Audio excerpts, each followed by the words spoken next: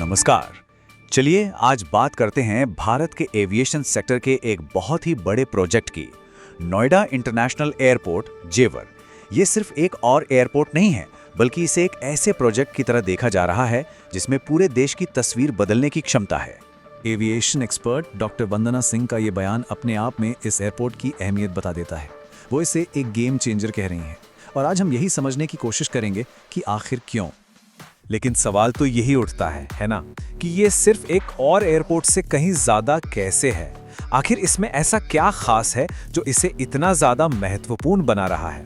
अच्छा, इस सवाल का जवाब समझने के लिए ना सबसे पहले ये जानना जरूरी है कि भारत का एविएशन सेक्टर आज कितनी तेजी से बढ़ रहा है। तो जरा इन आंकड़ों पर नजर डालिए। सिर्फ एक दशक के अंदर भारत में ऑपरेशनल एयरपोर्ट्स की संख्या दोगुनी से भी ज्यादा हो गई है। सोचिए, 2014 में ये 74 थे और 2025 तक ये आंकड़ा 163 तक पहुंचने का अनुमान है। इसी जबरदस्त ग्रोथ ने भारत को आज दुनिया का तीसरा सबसे बड़ा डोमेस्टिक एविएशन मार्केट बना दिया है। पर बात यहीं खत्म नहीं होती।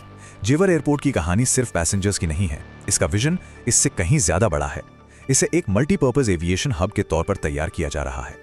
असल में इसे एक पूरे आर्थिक इंजन की तरह डिजाइन किया गया है। मतलब इसका काम सिर्फ लोगों को एक जगह से दूसरी जगह ले जाना नहीं है, बल्कि पूरे इलाके की अर्थव्यवस्था को एक नई जान देना है। और इस विजन को हकीकत में बदलने के लिए देखिए यहाँ क्या क्या बन रहा है।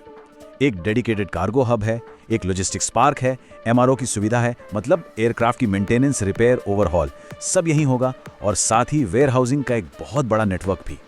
अब इसके स्केल का अंदाजा लगाना है तो बस ये सोचिए, एक बड़ा कार्गो प्लेन एक बार में 110 टन तक का माल उठा सकता है, और जेवर को ऐसे हजारों प्लेन्स के भारी भरकम ट्रैफिक को संभालने के लिए बनाया जा रहा है। तो सवाल ये है कि इतना बड़ा इंफ्रास्ट्रक्चर जमीन पर, खासकर उत्तर प्रदेश की इकोनॉमी के लिए क्या मायने रखता है? देखिए, ये एयरपोर्ट एक सीधा रास्ता बना देगा। मतलब उत्तर प्रदेश में जो लोकल चीजें बनती हैं, जैसे भदोही के मशहूर कालीन, वो अब सीधे जेवर के कार्गो हब पहुंचेंगे और वहां से सीधा दुनिया के बाजारों में। इसका सीधा सीधा फायदा किसको मिलेगा? यहाँ के लोकल प्रोडक्ट्स को।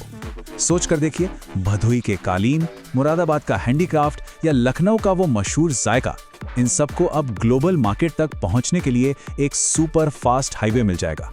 और सिर्फ यही नहीं, फार्मा और आयुर्वेद जैसे सेक्टर्स को भी इससे बहुत बड़ा बूस्ट मिलेगा। लेकिन इस बड़ी और शानदार तस्वीर के साथ साथ हमें आज की हकीकत को भी नज़रअंदाज नहीं करना चाहिए।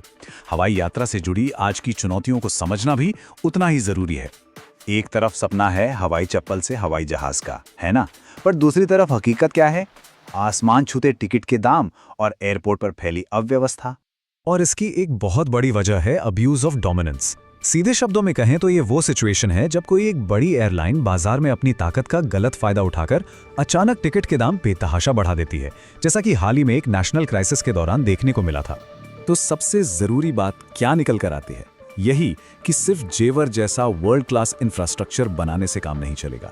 इसके साथ साथ इंडस्ट्री के अंदर की इन बड़ी खामियों को भी दूर करना होगा, तभी हवाई यात्रा का सपना हर किसी के लिए सच हो पाएगा।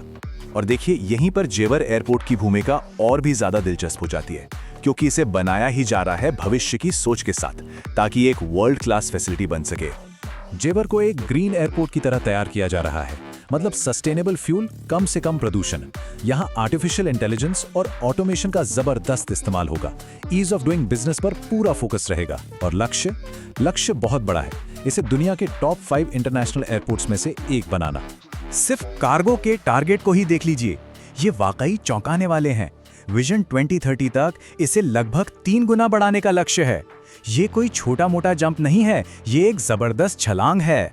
तो हम घूम फिर कर उसी सवाल पे वापस आते हैं, क्या जेवर एयरपोर्ट जैसे बड़े प्रोजेक्ट्स हवाई चप्पल से हवाई जहाज वाले सपने को हकीकत में बदल पाएंगे? देखिए, ये एयरपोर्ट सिर्फ ईंट और गारे का एक ढांचा नहीं है, ये भारत की उन उम्मीदों और आकांक्षाओं का प्रतीक है जो आसमान छूना चाहती।